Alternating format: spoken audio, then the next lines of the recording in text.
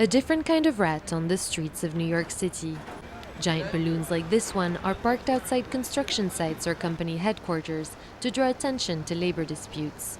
People that's in the public, they stop and they want to know what's going on. So it's a great tool to actually bring folks aware of what's going on. And when they ask a question, that's when we utilize that moment to educate them on the purpose of the rat and why we're here. Inflatable rats were first used in the state of Illinois and started becoming a familiar sight for New Yorkers in the late 90s.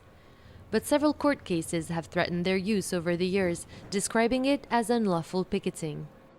Greedy people love to hide in the background and don't really want others to know that they're acting in a vein of greed, but when we expose that vein of greed, they're shamed by it. So it just irritates commerce, it irritates capital, it irritates really barons of capital, and we're going to continue to expose those folks.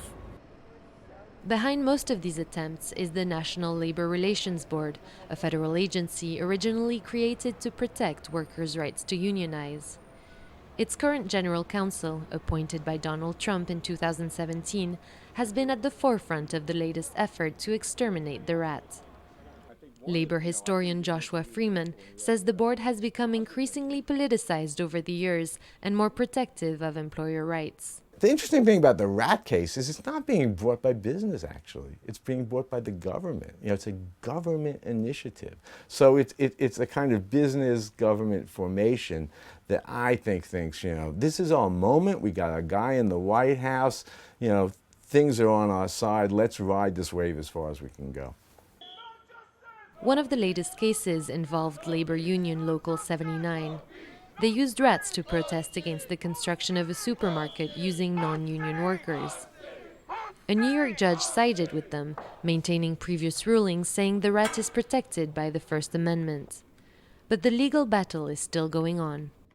The idea that they would take this balloon of an inflated rat that to us simply represents treat workers fairly and try to make that the first condemned symbol is something I think every single American should be really worried about. That's a really horrible precedent that will affect not only labor, but could be used to suppress any of our speech. The Labor Board has refused to comment on the issue. As for the rat, it's still out there. Labor unions are determined to defend it and continue to take it to any place where they see injustice.